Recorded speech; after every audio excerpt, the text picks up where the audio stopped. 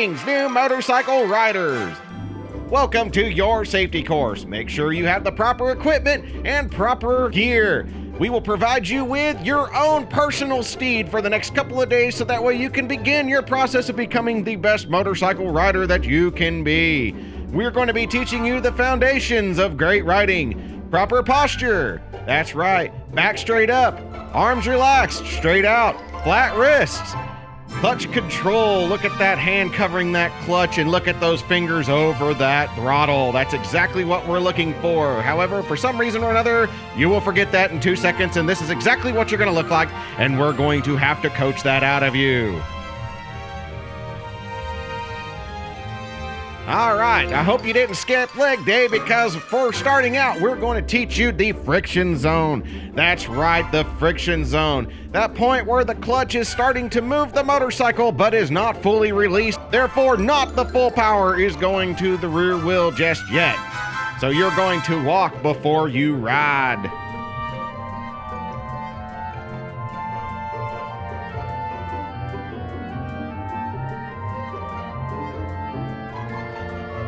Then we're going to teach you how to shift. That's right, to it and not through it.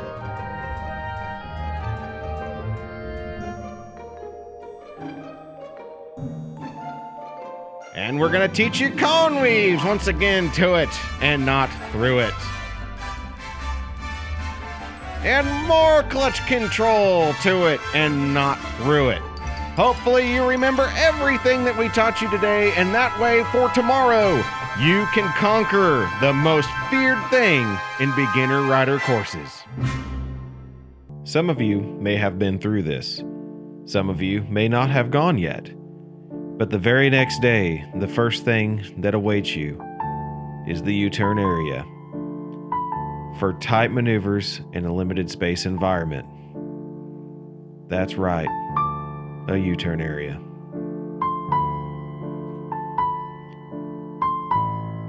It all starts out taking a left-handed turn into the box, the dreaded box, the box that everybody warned you about, the box that you may have experienced and still may have not conquered.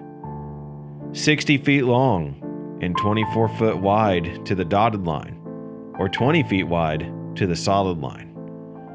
It's something that awaits you the very next day where you think everything is going well. And then you come out of the box and you go to even more tight spaces. That's right, even more.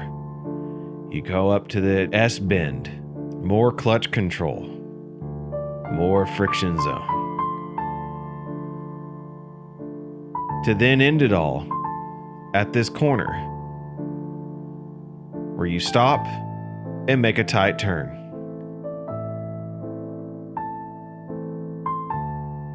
You start out on your motorcycle.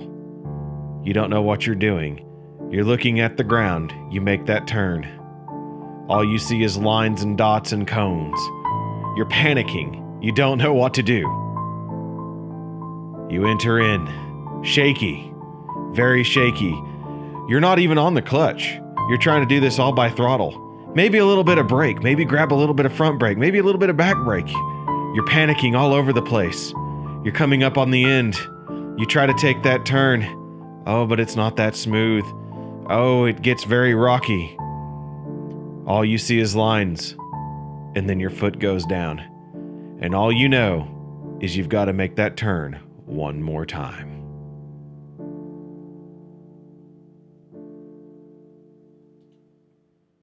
Let's take a look at this from an outside perspective. Remember, motorcycling is more about the eyes and mind than the hands and feet. Whenever your eyes and mind are not on the task at hand, if you notice I'm staring at the controls of the motorcycle, at the bars, at the ground. Riding is choppy. The feet touch down. It looks terrible. You can see trying to use the throttle, the motorcycle bucks and moves. Makes that box extremely difficult. After you clear the box, you then move over to the S-bend. Once again, notice that head is looking down, the eyes looking down. Remember, we only have a 3-degree cone of visibility, so where we're looking at is where we're going to go. You're looking at that line, you're going to start tracing that line. You look back over at the other line, and you're going to come back over toward it. And you know what's important about these turns? This is an intersection. Could you imagine not getting correct on the intersection and trying to go through, and you turn a little too sharp because you're looking at the curb, and that's exactly what you do is you foot down? Let's take a look at another perspective. Coming out of the gate, you'll see choppiness. You'll see a little bit of clutch, possibly, maybe not. But you notice that every time I try to do that by throttle, the bars move.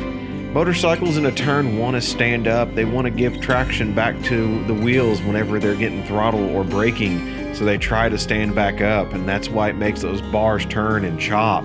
Notice that it bucks a little bit. Now overcorrecting and everything, trying to use that throttle. Coming out of the box, continuing on, going back to the S-bend.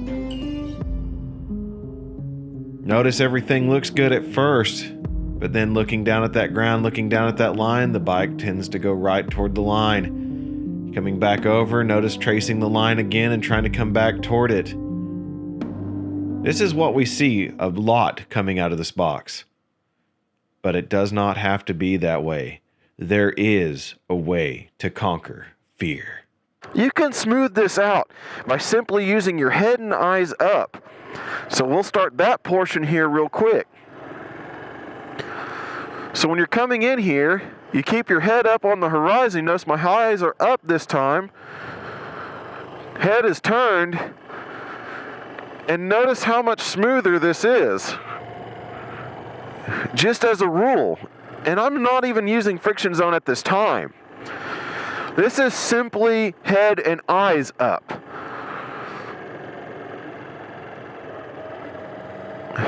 Notice the bike still wants to jerk and stand up and do other things because I'm just using the throttle. But this goes so much better just using your head and your eyes. More so than the hands and feet. And that's what we try to talk about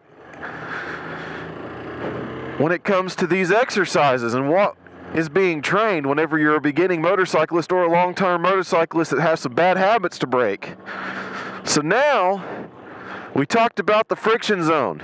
The friction zone, of course, is when the bike starts to move. And you'll notice this one's way out there, about 4 or so.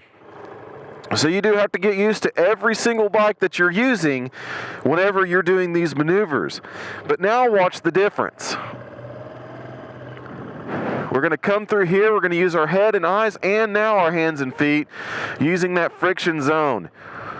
That way you start getting the process down. Notice that my hand is there. We're using that friction zone. And notice how much smoother the bike is using the friction zone. I'm going to go ahead and come up to this, do the same thing. Head and eyes are up. Friction zone use. Counterbalancing. And you'll notice I'm on that clutch like that. I'm going to go ahead and use that friction zone here, make that turn, and away we go. That's all it really is, guys. Using your eyes and mind first before working in the hands and feet. You got to work them all eventually and keep practicing and practicing, and that way these maneuvers become second nature.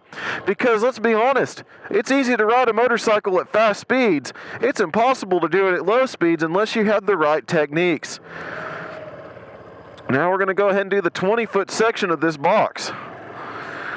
Same thing, head and eyes are up. Not looking down at the bike or anything, just making that nice turn. Makes it nice and simple. Keep it on that friction zone, keeping on that throttle. Booyah. This does not have to be scary. This scares everybody who goes through this.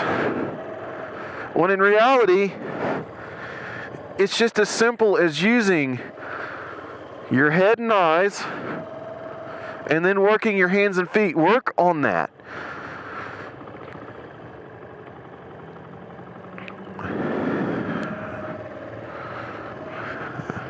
All right, nice and smooth there. So, why the friction zone? Why not just release the throttle? Why not do that? Well, that's because braking actions exist within a motorcycle in multiple different ways. And remember, you're all using two wheels and you're using limited traction pads. So when you're coming up and you're using just the throttle to try to do this, you are actually causing a braking action. You'll actually cause the motorcycle, as you can see, to be very jerky, because it is actually braking and using some of that traction you need for this turn. So when we go back for this, we'll do the friction zone. And I'll kind of show you, I'll look down on this one so that way you can see what's actually happening with the motorcycle. So when we're coming through, you'll see you'll get back in this lovely box. And notice in the friction zone, the bike doesn't dip or jerk. Notice that I'm working the throttle still, as you'll see there, and just keeping it in the friction zone, not really working it, just holding it there. And there you go. It is simply getting it in that friction zone. And the reason why, clutch all the way out, accelerate very quickly, as you'll notice. Clutch in friction zone. Notice you don't accelerate as quick. You can control the power to the rear wheel using the friction zone and the clutch. That is a very important aspect of motorcycling, is learning just this slow speed maneuvering. Even though it doesn't seem like you're going to use it, there's going to be moments where you're coming up on a dead end and you don't realize it's a dead end. You're going to get up there and you're going to go, oh dear, what am I supposed to do here? And then you're going to walk around it and take forever, and somebody's going to come up and get in your face, kind of deal. If you've got the power to use this friction zone, to use your head and eyes, makes a world of difference. Remember, Goliath has now met his David. The giant is slain. The box is not as hard as it has to be. Remember, eyes and mind, hands and feet. That way you can go from this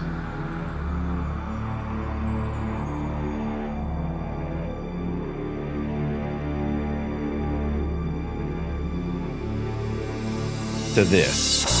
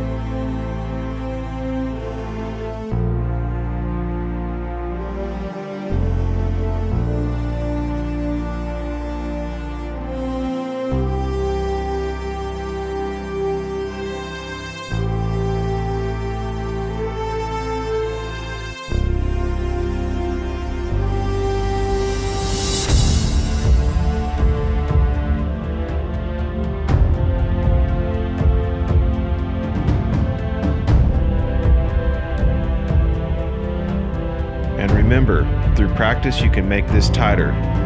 Use of that good head check, those eyes up, that friction zone, working in counterbalancing as you go along. You too will be able to conquer the box.